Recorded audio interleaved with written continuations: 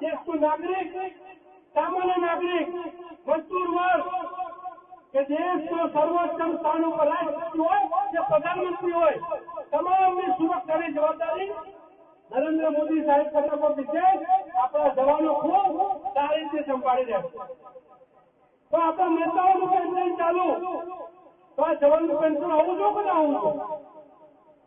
વિશેષ કરી દેશ એક છે, રાષ્ટ્ર એક છે.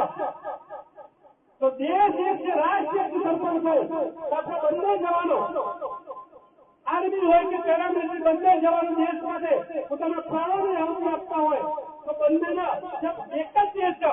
ભાઈ આપણા પેરામિલિટરી પાકિસ્તાનના જવાનો નથી, દેશની સુરક્ષા કરતા હોય તો બંનેને સમાન સુવિધા બાબા સાહેબ આંબેડકરના વિચારો પર સમાનતા લાગુ કરાવીએ, જેને સંવિધાનની રચના કરી.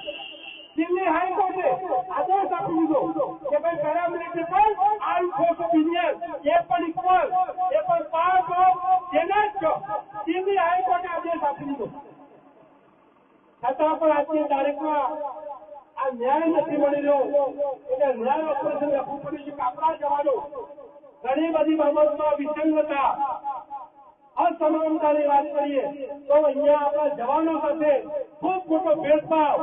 એક જ માતાના બંને પુત્રો, ગામમાં કોઈ એક જ માતાના બંને પુત્રો હોય, કોઈ સમાજમાં એક દીકરો સારો હોય, એક દીકરો નકામો હોય, નાલાયક હોય, સારા વિચારો ના હોય, રોજ અલગ અલગ એના કારનામાં હોય, રોજ કમ્પ્લેન આવતી હોય, રોજ પાછાકું થતી હોય, અને એક દીકરો કઈક ચાલુ કર્યું હોય, શિક્ષક હોય, પણ માતા પિતા માટે જયારે બંને દીકરીના પોતાની પ્રોપર્ટી સંપત્તિની વહેંચણી કરવામાં આવે તો માતા પિતા બંને દીકરો ભલે એકલો દીકરો ખરાબ હશે તો પણ માતા પિતાની સરખા સમાન પોતાની સંપત્તિ વેચતા હોય છે.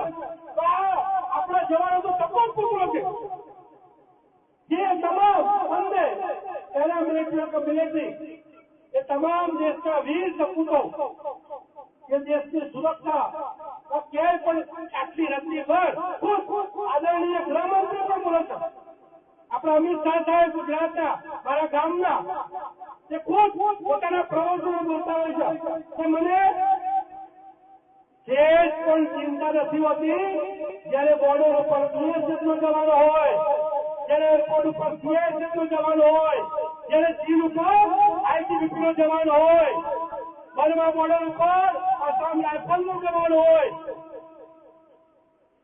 CRPF નો જવાન છત્તીસગઢમાં હોય તો મને સેજ પણ ચિંતા નથી હોતી. હું સુનિશ્ચિત થઈ મારું મંત્રાલયનું કામ કરું છું. આ આપણા અમિત કાકાના સંબોધન. તો જબ સાહેબ આપણા કહેતા હોય તો મોટો ભેદભાવ આ દૂર કરવા માટે મને એમ છું કે મારે નાગરિક સાથે, કેમ કે દેશ ભારત દેશ લોકશાહી દેશ છે, લોકોથી લોકો દ્વારા લોકો મળે છે. આજની સરકાર ચાહે કોંગ્રેસ સરકારના મંત્રી હોય એ પણ કહી રહ્યા છે કે આ ભેદભાવ થઈ રહ્યો છે.